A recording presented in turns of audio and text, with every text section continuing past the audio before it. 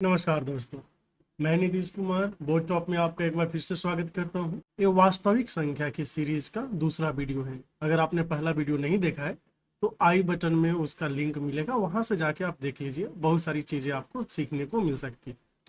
दूसरी बात, अगर आप चाहते हैं कि ये जो क्लासेस हो रही हैं इसका PDF आपको मिले तो फिर आप टेलीग्राम ग्रुप में जुड़ जाइए। टेलीग्राम ग्रुप का लिंक जो है वो आपको नीचे डिस्क्रिप्शन में मिल जाएगा। तीसरी बात, अगर आपको वीडियोस अच्छे लग रहे हैं, लग रहा है कि आपको कुछ इंसाइट मिल रहा है, तो फिर वीडियो को लाइक, चैनल को सब्सक्राइब करना ना भूलें और आप अपने दोस्तों के साथ शेयर भी कर सकते हैं। तो इन्हीं बातों के साथ चलिए शुरुआत करते हैं आज के लेक्चर की। और आज हम एक्सरसाइज 1.1 का सॉल्यूशन करने वाले हैं। चलिए देखिए क्या है इसमें। अगर आप पहला क्वेश्चन देखेंगे तो इसमें है कि निम्नलिखित संख्याओं को अभाज्य गुणनखंडों के गुणनफल के रूप में लिखना है। मतलब कि हमें क्या करना है, सबका अभाज्य गुणनखंड लिखना है। अभी अभाज्य गुणनखंड लिखने के लिए हम लोग क्या करते हैं, आपको बताया है, डिवाइड करते हैं आराम से। जैसे देखिए 140 है तो हम क्या करेंगे, यहाँ पे हमने 140 लिख लिया। 140 को सबसे पहले किससे भाग दे देंगे, 2 से, क्योंकि पहला अभाज्य संख्या 2 है, 2 से कट रहा है तो 70 बार में। फिर 2 से करेंगे तो 35 बार में। फिर किससे आएगा, 3 से तो नहीं कटेगा, फिर 5 से कटेगा 7 बार में।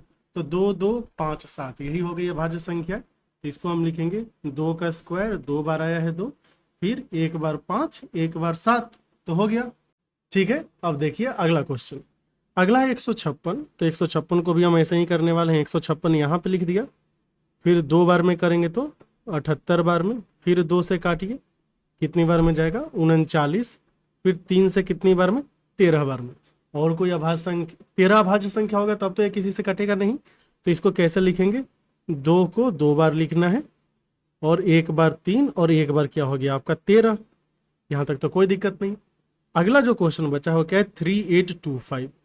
तो 3825 सबसे पहले आपको क्या देखना है कि ये आपका 2 से तो नहीं कटेगा, 3 से कट रहा है कि नहीं। 3 से कट रहा है कि नहीं ये चेक करने के लिए क्या करना है, संख्याओं को जोड़ना है। जो भी आपके अंक हैं उसको जोड़ेंगे। 5 2 7, 7 3 10, 8 18, 18 आ गया। तो अगर 18 आ गया इसका मतलब 3 से कटेगा। अगर संख्याओं का योग 3 से कट रहा है तो वो भी 3 से कटेगा, इसलिए हम 3 से काटेंगे पहली बार में। 12 3 36, फिर 2 38, तो 3 7 21, 3 5 15, 7 5 12, तो 14 1 15, फिर से 3 से कटेगा। तो ये आ गया 425। 5 2 7 और 4 11, अभी 3 से नहीं कटेगा, 5 से कटेगा। तो कितना आ गया, 5 8 40, और 5 है 25, फिर 5 से कटेगा कितनी बार में, 17 बार में। तो आपने देखा है अभी जो 17 है, 17 आपका क्या है, ये अभाज्य संख्या हो गया। तो इसके बाद कुछ कटेगा नहीं। तो यहाँ पे आ जाएगा 3 आया है 2 बार, 5 भी आया है 2 बार, और 17 आया है 1 बार। तो अभाज्य गुणनखंडों के गुणनफल के रूप में हमने इन संख्याओं को व्यक्त कर दिया है। आगे चलिए देखते हैं। यहाँ पे 2 संख्याएं हैं, इनमें से ये जो 5005 है काफी महत्वपूर्ण संख्या है। आप क्या कीजिए, वीडियो को पॉज कीजिए और इसको सॉल्व करके देखिए कितना आता है। फिलहाल 5005 का हम इधर क्या करते हैं, 5005 का सॉल्यूशन कर लेते हैं। सबसे पहले 5 से कटेगा 1 0 0 1 बार में। फिर एक क्या कटेगा, 7 से कट जाएगा क्या, 7 से देख लेते हैं, 1 बार में 7, फिर 7 चौक 28, 2, तो फिर 7 तिया 21, 143। और ये जो 143 है ना, इसको आप 11 से काटेंगे तो कितनी बार में आ जाएगा, 13 बार में। तो 5005 का जो अभाज्य गुणनखंड है वो कितना आ गया है, 5 गुना 7 गुना 11 गुना 13।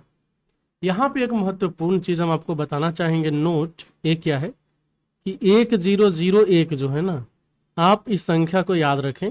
इसको हम 7 गुना 11 गुना 13 बोल सकते हैं। 7 गुना 11 गुना 13 क्या होता है, 1001।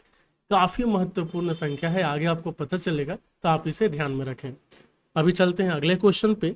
और ये जो है आपका 7 4 2 9 है। तो 7 4 2 9 को चलिए काटते हैं। सबसे पहले देखते हैं 2 से तो नहीं कटेगा, 3 से कट रहा है क्या, 9 2 11 4 15 7 22, 3 से भी नहीं कटेगा।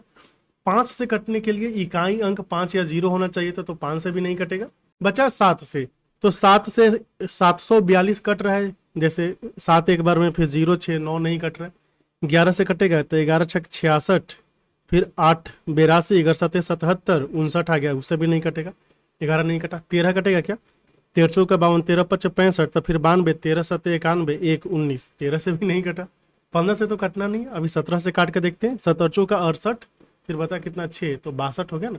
77 51, 119, हाँ 17 से कट रहा है। तो 7 4 2 9, इसको हम पहले किससे काटेंगे? 17 से।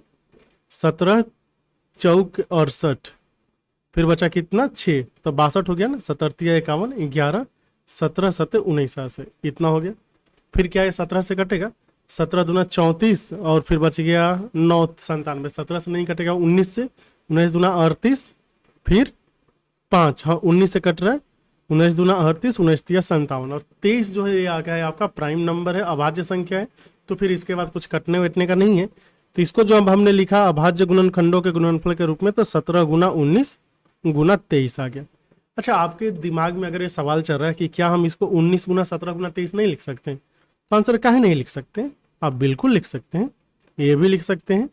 आप इसको 23 गुना 17 गुना 19 भी लिख सकते हैं। आप इसको 23 गुना 19 गुना 17 भी लिख सकते हैं। कहना है कि जो भी लिखो सही है, बस सजा के लिखना है। मतलब या तो बढ़ते क्रम में लिखेंगे या घटते क्रम में लिखेंगे, ऐसे जो है चीजें देखने से थोड़ी अच्छी लगती है।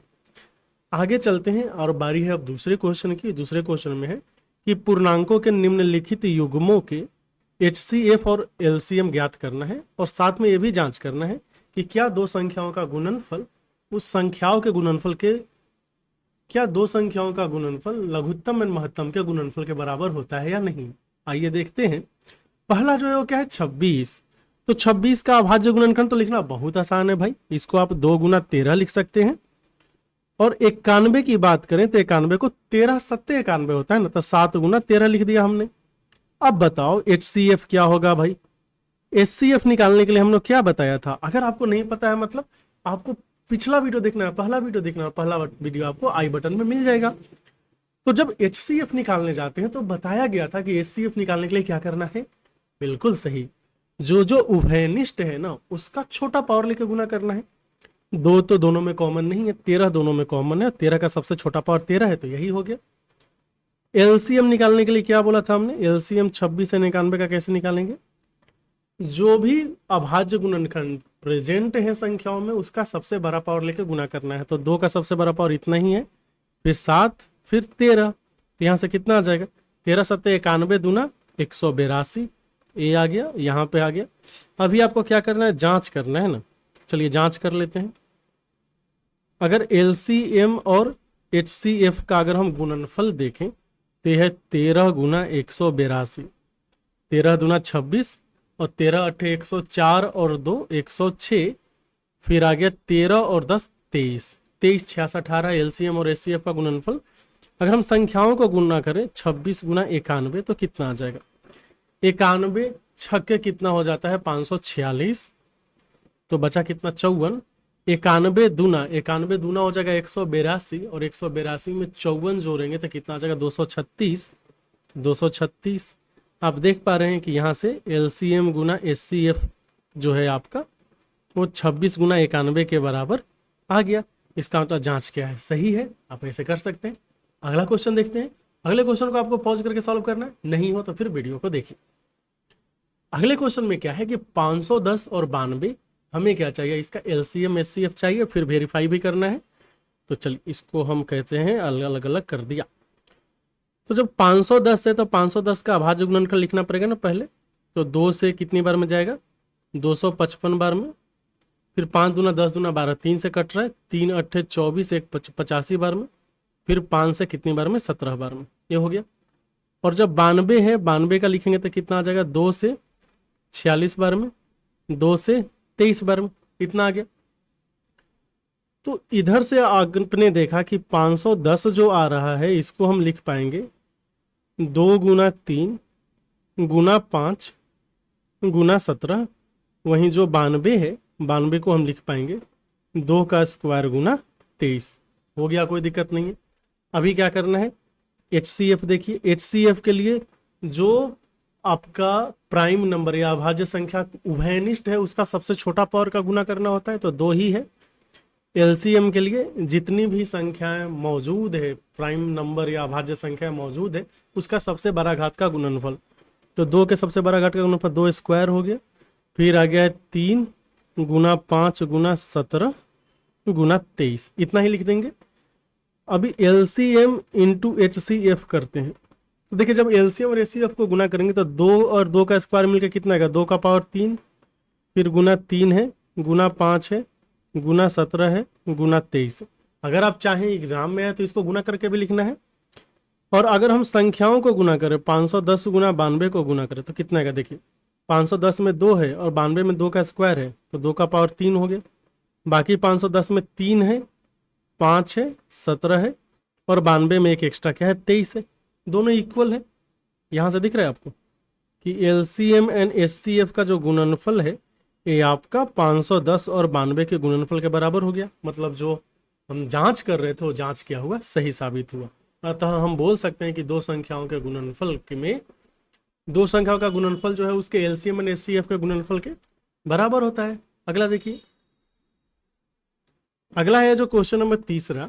उम्मीद करते हैं अब तक आप कर पाए होंगे सॉल्व, नहीं तो फिर देख लेना है। इसमें 336 चाहिए और 54 चाहिए। तो पहले 336 देख लेते हैं, 336 और इधर कर लेते हैं ना। 2 से कितनी बार में जाएगा देख लीजिए, 2 से 118 बार में, फिर 2 से 59 बार में। अब 59 क्या हो गया आपका, ये तो आ गया है प्राइम नंबर अभाज्य संख्या। तो 336 को सीधे का सीधे लिख देंगे कि 2 बार आया है और 59 एक बार आया है। अब बारी किसकी है, 54 की। तो 54 को किससे लिखेंगे, पहले 2 से 27 बार में, 3 से 9 बार में, 3 से 3 बार में।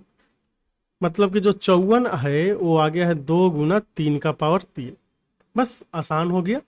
HCF के लिए क्या करना है, जो कॉमन है या फिर उभयनिष्ठ है उसका सबसे छोटा पावर।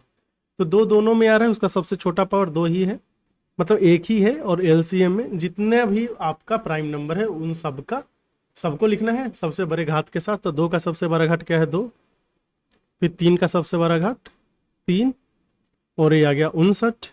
अभी आपको क्या करना है, HCF एंड LCM करना है। तो ऐसा करने से 2 का पावर 3 आ जाएगा, क्योंकि पावर 2 यहाँ से और एक यहाँ से, 2 का पावर 3 आ गया। 3 का पावर भी 3 है और क्या आ गया, 59।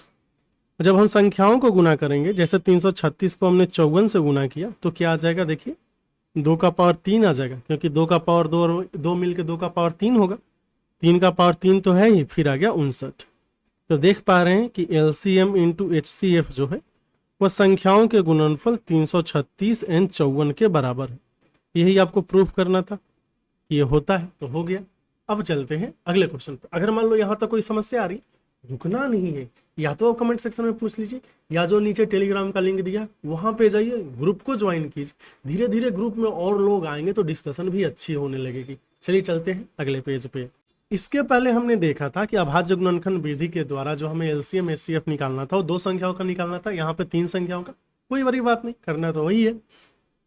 तो जो 12 है इसको हम लिख पाएंगे 2 का स्क्वायर गुना 3, और जो 15 है इसको हम लिख पाएंगे 3 गुना 5, और जो 21 है इसको लिख पाएंगे 3 गुना 7। हो गया। तो जब आप HCF लिखने जाएंगे तो जो कॉमन है उसका सबसे छोटा पावर का गुणनफल तो 3 आ गया। LCM जितनी भी है सबका बड़ा पावर का गुणनफल, तो 2 का पावर 2 है, 3 एक ही बार आया है, 5 एक बार, 7 एक बार। हो गया।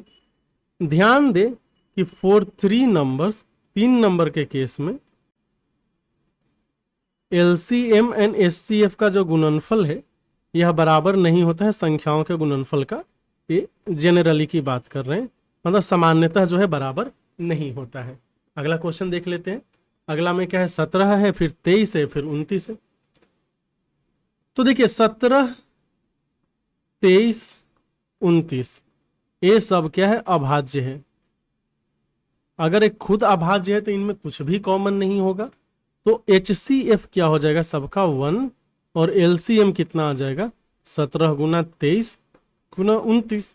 अगर आप चाहें तो इसको गुना करके भी लिख सकते हैं। गुना करके कितना आएगा, तो कुछ देर पहले हमने क्वेश्चन किया था जिसमें जो था अभाज्य गुणनखंड क्या आया था आपका, 17, 19 और 23। ये क्या था, 7, 4, 2, 9। तो ये जो आपका आंसर आ रहा है यहाँ से कितना आ रहा है, 7, 4, 2, 9। हो गया। चलते हैं अगले क्वेश्चन पे। अगला है क्वेश्चन नंबर C, जिसमें 8, 9 और 25 दिया हुआ है।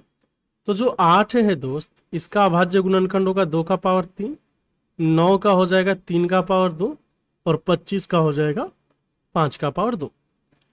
HCF जब निकालने जाएंगे तो तीनों में कुछ भी कॉमन नहीं आ रहा है तो 1 हो जाएगा। LCM में जो भी है सबको गुना कर देना पड़ेगा, क्योंकि जो भी आपका क्या है अभाज्य संख्या है उसका सबसे बड़ा घात का गुणनफल होता है। तो 2 का पावर 3 आ गया, 3 का पावर 2 आ गया और ये 5 का पावर 2 आ गया। क्या लिख सकते हैं 8 गुना 9 गुना 25, तो 25 अट्ठे होता है 200 और 9 गुना 200 कितना हो जाएगा 1800 हो गया। कोई समस्या नहीं। चलते हैं अगले क्वेश्चन पे। उम्मीद करते हैं सब कुछ ठीक होगा। डाउट होने से पूछना है दोस्त। अगला जो क्वेश्चन है इसमें दो संख्याओं का HCF दिया हुआ है और ये पूछ रहा है कि LCM बताओ। कैसे करेंगे? तो देखिए एक तरीका तो है ही कि हम अभाज्य गुणनखंड से कर सकते हैं, लेकिन अगर वो HCF दिया है तो LCM निकालना तो आसान हो गया, क्योंकि हमें पता है कि LCM इंटू HCF जो होता है वो संख्याओं का गुणनफल होता है। तो 306 गुना 657 हो जाएगा। LCM कितना हो जाएगा 306 गुना 657 को 9 से भाग देना। तो 9 से कितनी बार में चला जाएगा 9 7 63 और 2 27 9 3 27 73 गुना 306। तो 73 को 6 से करेंगे तो कितना आ जाएगा 73 गुना 6 कितना आ जाएगा 420 और 28 तो 438 और 73 तिहाई 219 और 4 223। ये आ गया 22338। ठीक है, कोई दिक्कत नहीं, आगे चलिए। अब बारी है क्वेश्चन नंबर 5 की। अगर आपने पहला लेक्चर देखा है तो उसमें हमने ऐसा क्वेश्चन किया था जिसमें बताया था कि क्या 4 का पावर n 0 पे समाप्त होगा। उसका आंसर आया था नहीं। अगर आपने वो वीडियो देखा है, अगर आपने वो क्वेश्चन किया है, तो फिर इस क्वेश्चन को करने में कोई दिक्कत नहीं होगी। नहीं किया है तो जाके देखो, आई बटन में मिल जाएगा लिंक, नहीं तो फिर हम तो कर ही देते हैं। इसमें बोला है कि जांच कीजिए कि क्या किसी प्राकृत संख्या n के लिए 6 का पावर n 0 पे समाप्त हो सकता है। आंसर आएगा बिल्कुल भी नहीं। कैसे, आइए देखिए। सबसे पहले हमें जांच करना है, तो आराम से कैसे करेंगे देखो। हल लिख सकते हैं या आंसर कुछ भी लिख सकते हैं, जांच भी लिख सकते हैं। तो जांच दिया तो जांच लिख दिया हमने। हम बोलेंगे कि 0 पर समाप्त होने के लिए, अगर कोई संख्या 0 पे समाप्त हो रही है, होने के लिए संख्या का 10 से विभाजित होना अनिवार्य है। विभाजित होना अनिवार्य है। ठीक है, बोलेंगे क्यों? क्योंकि अगर आखिरी में 0 आया है तो 10 से कटेगा तभी तो 0 आएगा। कोई भी संख्या मान लीजिए 25 है, इसको अगर आपने 10 से गुना किया तो लास्ट में 1 0 आ जाएगा। 10 से गुना करने पे 1 0 आता है, 100 से गुना करने पे 2 0 आता है। तो आखिरी में जब भी 0 आ रहा है तो 10 से तो कटेगा ही कटेगा ना, यही बोला। 10 से अनिवार्य है और हमें पता है कि 10 का जो अभाज्य गुणनखंड होता है वो 2 गुना 5 होता है। तो अगर कोई संख्या 10 से कट रही है तो इसका मतलब ये हुआ ना कि अतः संख्या के अभाज्य गुणनखंड में, अभाज्य गुणनखंड में 2 तथा 5 होना चाहिए। ठीक है, 2 और 5 दोनों होना चाहिए। अगर कोई एक भी नहीं है तो बोलेंगे कि ये संख्या जो है आपका लास्ट में 0 नहीं आ सकता है।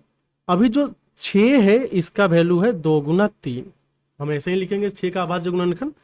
तो 6 का पावर n कितना आ जाएगा 2 गुना 3 का पावर n, जिसको हम बोल पाएंगे कि 2 का पावर n एंड 3 का पावर n। अभी दिख रहा है चूंकि 6 के पावर n के अभाज्य गुणनखंड में, अभाज्य गुणनखंड में 5 नहीं है। माना कि 2 है इसमें, लेकिन 5 नहीं है ना। अतः 6 का पावर n 0 पर समाप्त नहीं हो सकता। समाप्त नहीं हो सकता। हो गया काम खत्म। ऐसे ही तो करना था। अगर कोई दिक्कत है तो जरूर पूछिए, अगर दिक्कत नहीं है तो फिर वीडियो को लाइक, चैनल को सब्सक्राइब करके आगे बढ़ते हैं। आइए अगले क्वेश्चन पे। अगला क्वेश्चन दिया है कि व्याख्या कीजिए, क्या व्याख्या करना है कि ये जो संख्याएं हैं ये संख्याएं भाज्य है। तो पहले ये देख लेते हैं ना कि भाज्य संख्या किसे बोलते हैं। हालांकि हमने बताया है, तो आप ये बोल सकते हैं कि वीडियो कर सकते हैं कि वीडियो को पॉज करके और बताइए भाज्य संख्या किसे कहते हैं। हाँ, हो गया होगा। अब देखो, भाज्य संख्या बोलेंगे जिसका 2 से ज्यादा गुणनखंड हो, या फिर संख्या एक तथा स्वयं को छोड़कर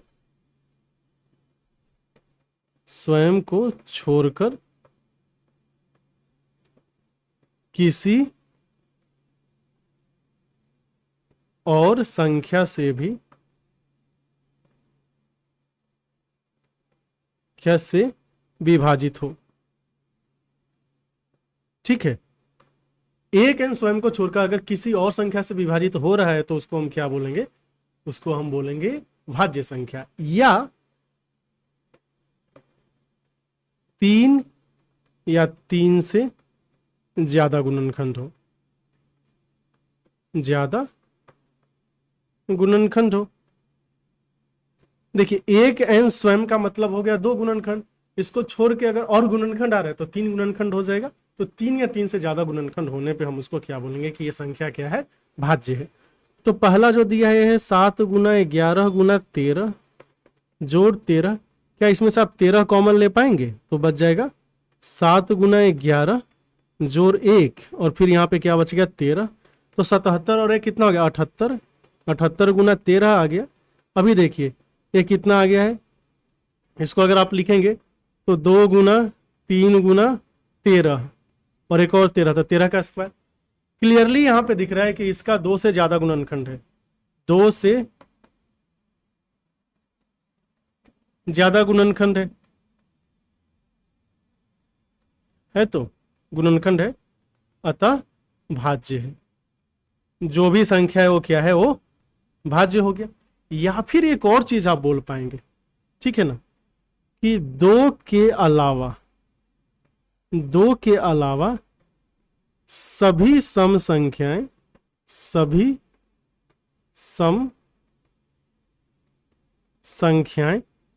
भाज्य है।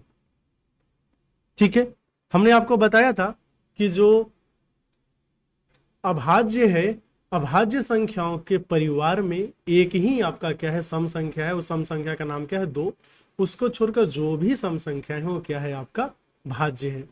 तो यहाँ पे आप ये भी देख पाते कि जैसे ही हमने लिखा 78 गुना 13, 78 गुना 13 क्या आ गया, सम आ गया ना।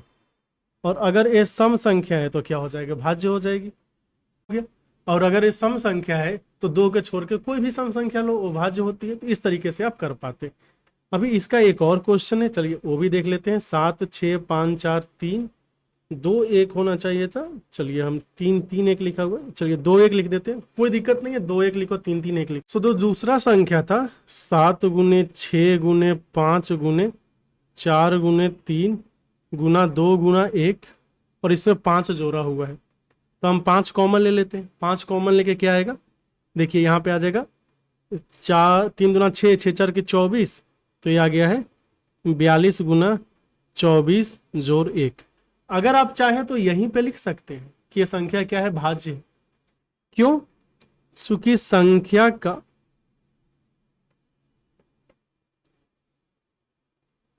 दो से ज्यादा गुणनखंड है, 2 से ज्यादा गुणनखंड है, हेंस इसलिए संख्या क्या है, भाज्य है। अभी आपके मन में दुविधा हो सकती है कि 2 से ज्यादा गुणनखंड कैसे आ रहा है, हमें तो दिख नहीं रहा। चलिए दिखाते। अगर इसका आप गुणनखंड लिखने जाएंगे, गुणनखंड एक क्या आ जाएगा आपका, 1 आ गया। दूसरा 5 से तो कट ही रहा है ना। तीसरा 42 गुना 24 जोड़ 1, इससे भी कट रहा है। और जो संख्या खुद है आपका 1 2 3 4, कम से कम 4 गुणनखंड आ गए, और 2 से ज्यादा होने पे ही ये क्या हो जाता है, संख्या भाज्य हो जाता है। तो ऐसे भी कर सकते हैं। ठीक है, तो हमें बस ये दिखाना था कि 2 से ज्यादा हो रहा है, हो गया, खत्म। अभी बारी है अगले क्वेश्चन की। ये 7वां क्वेश्चन है और इसी के साथ एक्सरसाइज 1.1 का समापन हो जाएगा। कैसा लगा आपको, फायदा पहुंच रहा है कि नहीं, कुछ चीजें में डाउट हो रही है या नहीं, ये सब आप कमेंट सेक्शन में बताइए या फिर टेलीग्राम के डाउट ग्रुप में जुड़ के। ठीक है, चलो अगला क्वेश्चन देखते हैं। हाँ, एक और बात बताना कि क्या आपको फास्ट कैलकुलेशन सीखना है कि कैसे जल्दी जल्दी गुना करते हैं? अगर सीखना है तो फिर कमेंट सेक्शन में वो भी बोलिए, हम नए वीडियोस लेके आएंगे कैलकुलेशन के लिए। इसमें क्या दिया है देखिए कि किसी खेल के मैदान के चारों तरफ एक वृत्ताकार मैदान है। इस मैदान का एक चक्कर लगाने में सोनिया दीदी को 18 मिनट लगते हैं और रवि भैया को 12 मिनट लगते हैं। मान लिया कि दोनों एक ही स्थान से चलना प्रारंभ करते हैं और एक ही दिशा में चल रहे हैं, कितने समय बाद वो पुनः प्रारंभिक स्थान पर मिलेंगे? देखिए क्या करना। आप ये समझिए कि एक है सोनिया दीदी और एक है कौन, रवि भैया। सोनिया दीदी एक चक्कर कितने देर में लगाती हैं? तो बोलेंगे कि एक चक्कर 18 मिनट में लगाती हैं। 18 मिनट में फिर से शुरू पे पहुंच जाएंगी, बोलेंगे बिल्कुल सही। ऐसा करते हैं ना हम, यहाँ पे ये सोनिया दीदी और ये हो गया कौन, रवि भैया, और ये हम लिख लेते हैं टाइम कि कितने कितने देर में पूरा चक्कर लगाएंगे। एक 18 मिनट में, फिर 36 मिनट में, फिर 54 मिनट में, ऐसे कर करके पूरा चक्कर लगाएंगे। ठीक है, मतलब ए पे पहुंचेंगे। रवि भैया हर एक 12 मिनट में लगा लेंगे, तो 12 मिनट में, 24 मिनट में, 36 मिनट में, 48 मिनट में, फिर 60 मिनट में, 72 मिनट में, ऐसे चलते रहेगा। जब पहली बार कब मिलेंगे? पहली बार मिलन का टाइम या मिलन का समय, शुरुआती जो बिंदु है उस पे मिलन का समय क्या होगा? आप देख पा रहे होंगे कि 36 मिनट में जो सोनिया दीदी हैं वो भी शुरू में पहुंच जाएंगी और जो रवि भैया है वो भी पहुंच जाएंगे। तो क्या आंसर 36 हो जाएगा? बोलेंगे बिल्कुल हो जाएगा। अब आपके दिमाग में आएगा तो क्या हम हमेशा ऐसे करके सीक्वेंस बना के चलेंगे? बिल्कुल नहीं। क्या करना है, ये आंसर निकालने के लिए आपको क्या करना है, लघुत्तम ले लेना है। तो दोनों के व्यक्तिगत जो समय लग रहे हैं एक चक्कर पूरा करने में, उसका आपको लघुत्तम ले लेना है। तो यहाँ पे किसका किसका एलसीएम आ जाएगा? 12 एंड 18 का, मतलब 18 एंड 12 का। एंड 18 एंड 12 का जब लघुत्तम निकालने जाएंगे आप, तो 18 का कितना हो जाएगा आप देख लीजिए, 2 गुना 3 का स्क्वायर, और 12 का हो जाएगा 2 का स्क्वायर गुना 3। तो जाहिर सी बात है 2 का पावर कितना आ जाएगा? 2 का सबसे बड़ा पावर एंड 3 का सबसे बड़ा पावर आ गया 36, और यही 36 मिनट तो आंसर है।